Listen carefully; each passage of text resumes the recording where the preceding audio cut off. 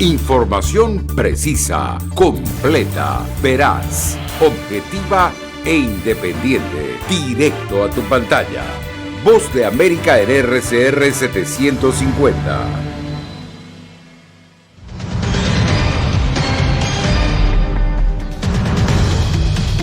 Dos estadounidenses que sobrevivieron el secuestro en México ya están en un hospital de Texas. Los otros dos fueron asesinados. México ya realizó un arresto en este caso, mientras que Washington ofrece apoyo para el esclarecimiento. Además, más de 113,000 refugiados ucranianos han sido recibidos por Estados Unidos desde el inicio de la invasión rusa. Y en Nicaragua, 18 gremios empresariales fueron ilegalizados por el gobierno de Daniel Ortega.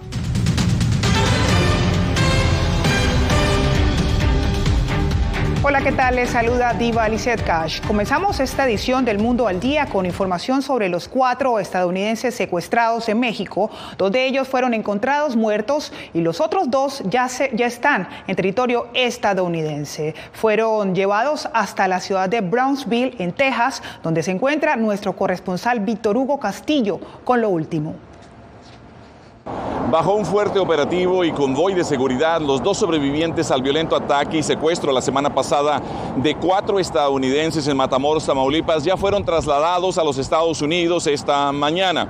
Alrededor de las 10:30 de la mañana, una ambulancia de la Cruz Roja, custodiada por militares y policías de Tamaulipas, cruzó el puente internacional Veteranos, mejor conocido como Los Tomates, e ingresó a territorio estadounidense. Fue allí donde agentes del Departamento de Seguridad Nacional, FBI, y de Aduanas y Protección Fronteriza recibieron a una mujer y un hombre que luego fueron trasladados al hospital Valley Regional Medical Center a bordo de 2 ambulancias de bomberos de Brownsville. La policía estableció un perímetro de seguridad alrededor del hospital donde permanecen ambos sobrevivientes.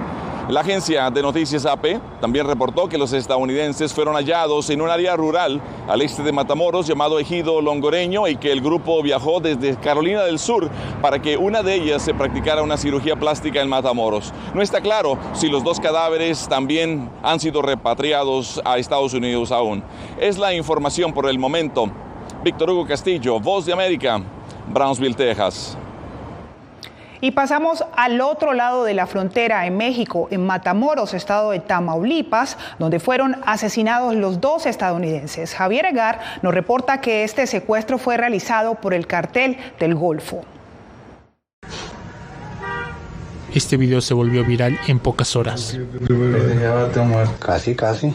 Revela el momento en que fueron secuestrados 4 estadounidenses que habrían viajado el 3 de marzo en una minivan blanca con placas de Carolina del Norte hasta Matamoros, Tamaulipas. Hoy se sabe que 2 están muertos y los sobrevivientes de regreso. Aún se desconoce quiénes son los responsables. Como resultado de las acciones de investigación, fue detenido en flagrancia José N., de 24 años de edad, originario de Vallehermoso, Tamaulipas, quien se encontraba en funciones de vigilancia de las víctimas. Estamos juntos, México y Estados Unidos, trabajando de la mano, como ustedes saben, en los temas que atañen a la seguridad en ambos lados de la frontera. El presidente mexicano aceptó que los hechos son lamentables. Enviamos a los familiares de las víctimas, a los amigos, al pueblo de Estados Unidos, al gobierno de Estados Unidos, nuestras condolencias. Esta activista vive en Tamaulipas y asegura que el crimen se ha apoderado del estado. Es un campo de guerra, una situación en la cual el crimen organizado nos está rebasando cada día más. Por ello, considera prudentes las 4 alertas que el gobierno de Estados Unidos ha girado a sus ciudadanos en los últimos 3 años para que desistan de viajar. Al viajar, muchas personas extranjeras pues ya no regresan. Ciertamente Tamaulipas es de los estados mexicanos con mayor índice de violencia en el país, debido a los enfrentamientos entre los cárteles de la droga que están fuertemente armados. Javier Egar, Voz de América, Ciudad de México.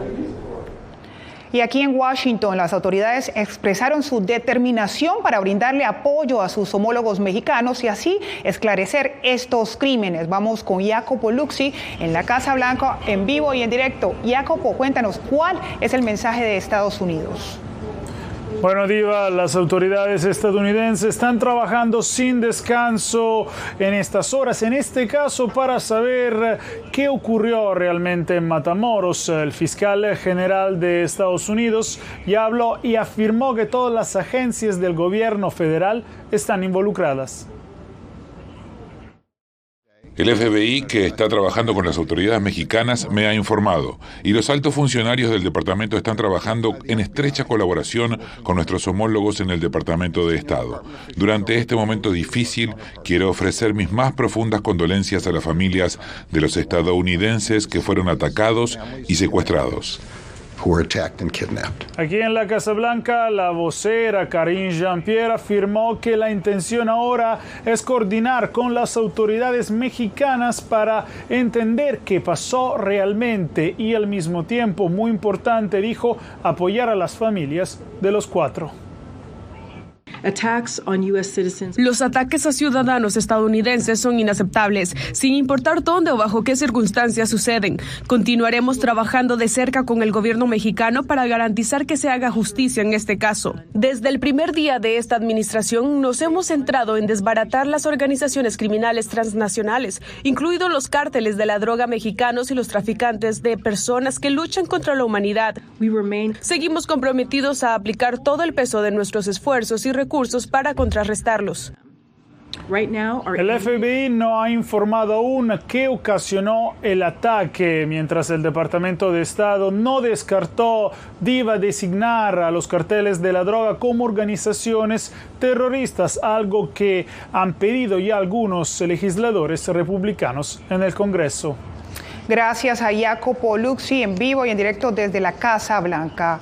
Y entre el dolor por la muerte de sus familiares, algunos parientes de los secuestrados manifestaron que habían rechazado la idea de ese viaje hacia México, como nos lo cuenta José Pernalete.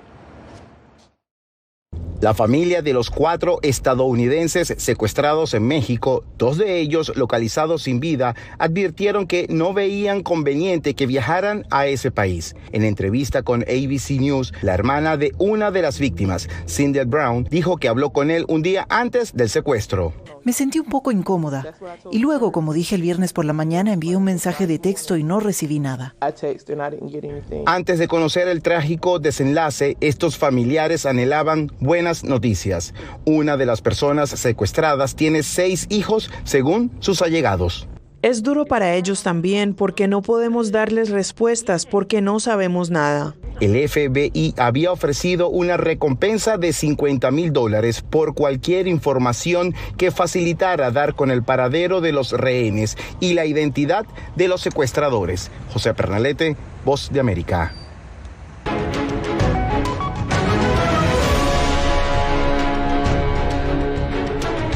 Detener a las familias migrantes que cruzan la frontera de manera irregular es la política que sopesa el gobierno del presidente Joe Biden, según reportes de varios medios estadounidenses. Mientras los cruces irregulares siguen en aumento, la Casa Blanca y el Departamento de Seguridad Nacional estarían analizando esa posibilidad ante la expiración en mayo del título 42. Hasta ahora, la administración Biden había liberado a las familias en Estados Unidos temporalmente con pulseras en los tobillos, teléfonos y métodos para rastrearlos. La ciudad de Nueva York anunció la apertura de un centro de procesamiento de migrantes que ofrecerá orientación para los recién llegados. Y para ello nos conectamos con Ángela González en vivo y en directo en Nueva York. Ángela, ¿qué es lo nuevo que tendrá este centro? Diva Liced, este es un nuevo centro que, aunque no se han ofrecido todavía muchos detalles con respecto a la locación que está por determinarse, pues abrirá 24 horas y allí pues el alcalde ha dicho que contratará más personal para que esté completamente dedicado a recibir a los migrantes y a poder ubicarlos y establecerlos en esta ciudad o en cualquier otra ciudad del país. 92 albergues y 7 centros de ayuda humanitaria han sido creados durante los últimos meses para hacerle frente a la emergencia migratoria provocada por la llegada de migrantes a la ciudad de Nueva York, que ya superan los 50,000. Por ello, el gobierno local anunció la creación de un centro de procesamiento permanente que estará disponible todos los días y a cualquier hora. Estamos creando una oficina de operaciones que se encargará del apoyo de los solicitantes y permitirá que las agencias de la ciudad vuelvan a enfocarse en sus misiones principales.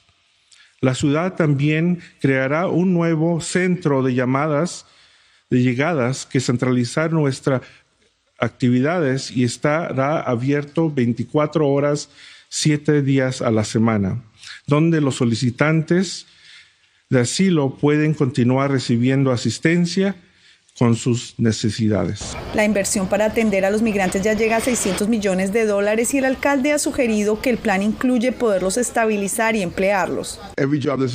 Hay muchos empleos disponibles. Tenemos escasez de trabajadores en restaurantes. Escucho eso todo el tiempo. Y para aquellos que pueden obtener una licencia comercial de conducir, les informo que hacen falta choferes de camiones. Sin embargo, otorgar permisos de trabajo es una facultad federal y la espera sobrepasa los 6 meses. Quiero también pedir la ayuda al gobierno federal para que los casos de asilo se agilicen lo más rápido posible.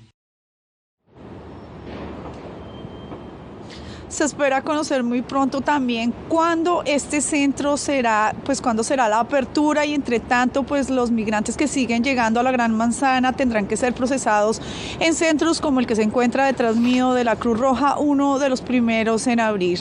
Diva Lisset. Gracias a Ángela González en vivo y en directo desde Nueva York.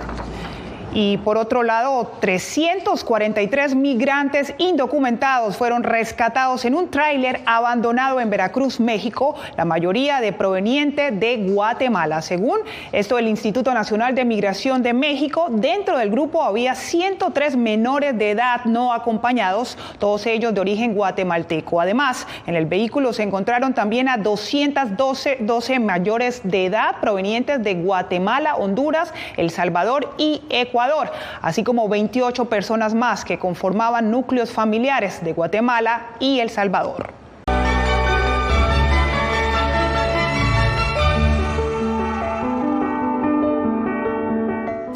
En el marco del Día Internacional de la Mujer, Celia Mendoza nos reporta cómo la ONU recalca los retos que enfrentan las mujeres en Afganistán y reconoce la inclusión de las colombianas en el acuerdo de paz alcanzado recientemente en la nación andina. El Consejo de Seguridad de las Naciones Unidas reiteró este martes la importancia de la participación de las mujeres y sus perspectivas en las negociaciones de paz, planeación humanitaria y operaciones de posconflicto, tal como estipula la resolución 1325 adoptada en el año 2000. La implementación de estos objetivos por parte del Consejo de Seguridad sigue siendo un desafío continuo. La embajadora de Estados Unidos ante la ONU, Linda Thomas Greenfield, insistió en su preocupación sobre la situación de la mujer en Afganistán. Los talibanes han incumplido sus promesas a la comunidad internacional y a las mujeres afganas y han implementado medidas opresivas draconianas contra las mujeres y niñas. A pesar de los retrocesos, los países miembros reconocieron a Colombia como ejemplo de la inclusión de la mujer en un proceso de paz. En otro tema, Sima Sami Bahous, directora ejecutiva de ONU Mujer, advierte que las nuevas tecnologías presentan un nuevo reto para las mujeres. La condición de la mujer está bajo asedio. Los aspectos de la tecnología, como las redes sociales, tienen reglas y comparten información vital y obtienen apoyo, pero también causan daño al propagar información errónea y fomentando la misoginia violenta. Es fundamental que los gobiernos y las empresas privadas trabajen juntos para fomentar la tecnología como herramienta y acelerador del progreso. Celia Mendoza, Voz de América, Naciones Unidas. Por lo menos 113.000 ucranianos han sido recibidos por Estados Unidos desde abril del 2022, cuando el gobierno ofreció un programa humanitario para ciudadanos que escapan de la guerra. Jorge Agobián nos cuenta cómo viven ahora algunas de estas familias. La ucraniana María Gorcharova y sus 2 hijos han estado viviendo en este apartamento de Alexandria, Virginia, desde hace unas semanas. Es su primer hogar en Estados Unidos desde que llegaron al país como parte del programa Unidos por Ucrania, que ha acogido a más de 113,000 ucranianos desde abril de 2022, según datos oficiales. Goncharova dice que aunque es difícil estar lejos de su esposo, que permanece en Ucrania, ella y sus hijos están comenzando a asentarse, a pesar de que la estadía máxima del programa es de 2 años. Tuve que lidiar con el papeleo, recibir el número de seguro social, registrar a los niños en la escuela. Todo esto duró un par de meses, pero ahora que ha pasado un tiempo se ha vuelto más fácil. Nos estamos adaptando. Los niños van a ir a la escuela de nuevo. Mark, de 7 años, recuerda el día en que su vida cambió. Estaba muy feliz en Ucrania, pero de repente comenzó la guerra. Mi mamá y mi papá me despertaron. No escuché nada. Cuando me levanté, vi maletas. Pensé que íbamos a algún lado, pero mamá dijo que la guerra comenzó. Goncharova dice que no planea volver a Ucrania así la guerra termine pronto. Su objetivo principal por ahora, según dice, es ver la victoria de Ucrania, además de reencontrarse con su esposo para que juntos puedan construir una nueva vida en Estados Unidos. Jorge Agobián, Voz de América.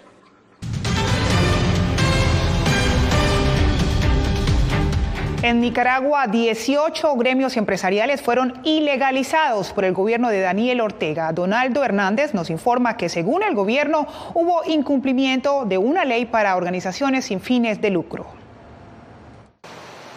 El Consejo Superior de la empresa privada COSEP, fundado hace más de 50 años, fue una de las 18 organizaciones privadas que el Ministerio de Gobernación de Nicaragua ilegalizó por supuestamente incumplir con sus compromisos legales. La ministra decide aprobar la cancelación de personalidad jurídica a los 18 organismos por estar en incumplimiento conforme a ley y no promover políticas de transparencia en la administración de los fondos. Además de la principal patronal, también fueron ilegalizadas asociaciones de diferentes actividades económicas del país, como la construcción, pesca, comercio y finanzas. El economista Enrique Sáenz considera que la decisión del gobierno afectará de forma negativa, pues afirma que los inversionistas no verán en Nicaragua un país atractivo. A diferencia de Venezuela, donde la economía descansa en las actividades que se generan a partir de un solo producto, en este caso el petróleo, en el caso de Nicaragua, pues el grueso de la actividad económica descansa en la actividad privada. El especialista en temas económicos de América Latina, Daniel Suchar, explica que Nicaragua se encamina a un modelo similar al de Cuba y Venezuela. Ya lo hemos visto en otras latitudes como Venezuela, Cuba, en el cual se han metido con el sistema productivo y lo que han hecho es destruirlo. Sin embargo, las autoridades nicaragüenses insisten en que su modelo es un ejemplo en América Latina. Donaldo Hernández, Voz de América. En Venezuela vence el plazo para las víctimas de supuestos crímenes de humanidad. Desde Caracas, Adriana Núñez Rabascal nos cuenta por qué este proceso es determinante para la Corte Penal Internacional. La Sala de Cuestiones Preliminares de la Corte Penal Internacional pidió a víctimas y a sus familiares reportar cómo ha respondido la justicia venezolana al compromiso que adquirió de hallar a los responsables de considerados crímenes de lesa humanidad. La Corte quiere escuchar, por ejemplo, si las víctimas son maltratadas, si las víctimas son escuchadas en los tribunales, si las víctimas se les tramita sus denuncias, si las víctimas se sienten bien con el sistema de justicia. Es decir, ¿qué piensan las víctimas del sistema de justicia? El año pasado, el gobierno de Nicolás Maduro pidió detener la investigación que llevaba adelante el fiscal de la Corte Penal, Karim Khan, sobre abusos y asesinatos cometidos en los últimos 5 años, alegando que las averiguaciones de la CPI eran una farsa. A través de estos mecanismos fraudulentos se ha pretendido basar un caso que no existe contra Venezuela. La semana pasada, la administración de Maduro envió a la Corte un escrito en el que señalaba a la Fiscalía de la CPI de tener vínculos probados con organizaciones opositoras, algo que, a juicio del abogado Ali Daniels, es una estrategia para demorar las averiguaciones en la Corte. Hay que ser realistas, la justicia penal internacional es lenta, Es una justicia que tarda años en dictar sentencias. Mientras tanto, los tribunales venezolanos solo han castigado a los responsables de apenas un 3% de los casos de violaciones a derechos humanos presentados, según la ONG Acceso a la Justicia. Adriana Núñez Rabascal, Voz de América, Caracas. La producción de automóviles se está enfocando en los autos eléctricos. Natalie Salas Guaitero nos enseña cómo la exhibición anual de tecnología automotriz en Chicago es la ventana para mostrar los modelos de más larga duración. El Chicago Auto Show es una plataforma para que los fabricantes muestren sus recientes ofertas. En los últimos años, la atención se centró en los vehículos eléctricos. Pero en medio de los altísimos precios de los carros, el énfasis este año está en las combinaciones de automóviles eléctricos y de gasolina. Nuestros clientes nos dicen que quieren opciones, simplemente no quieren que intentemos encasillarlos en un subconjunto. La cantidad de carros eléctricos vendidos aumentó en aproximadamente un 65% respecto al año anterior, según la firma de investigaciones Motor Intelligence, y casi el 6% de las ventas de automóviles nuevos en Estados Unidos el año pasado. Los fabricantes dicen que los clientes están luchando para superar la ansiedad de rango. ¿Qué tan lejos puede viajar los vehículos eléctricos antes de necesitar recarga? En Estados Unidos, las estaciones de gasolina superan con creces a las estaciones de recarga eléctrica.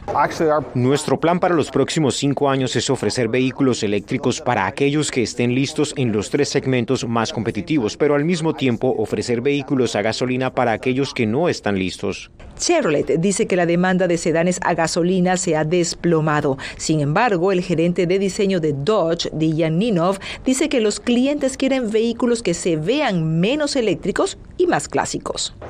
Creo que si miras todos los autos eléctricos que hay ahora mismo, todos tienen el mismo aspecto, todos tienen el mismo sentimiento y carácter, tienen las mismas proporciones. Si bien los fabricantes enfatizan la elección, el presidente de Estados Unidos, Joe Biden, quiere que el 50% de todos los vehículos en la carretera sean eléctricos para 2030. Natalie Salas Guaitero, Voz de América.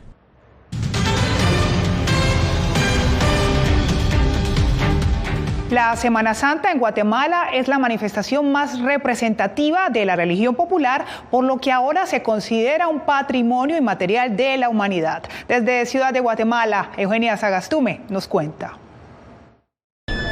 Y entonces para mí es lo mejor, lo más bello, una ocasión para reunir a mucha gente. Osberto Rosales es uno de miles de guatemaltecos que vive con fervor la Semana Santa guatemalteca, que ahora es considerada un patrimonio de la humanidad. Guatemala, una vez más, ha sido reconocida a nivel mundial como un país que posee una extraordinaria riqueza y diversidad cultural.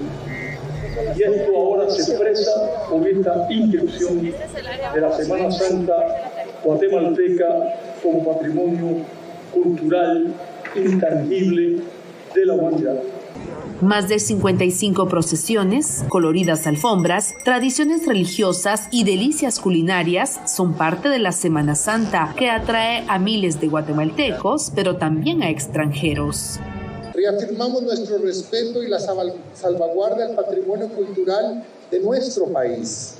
Y esto nos posiciona ante el mundo como un destino atractivo para las industrias creativas también.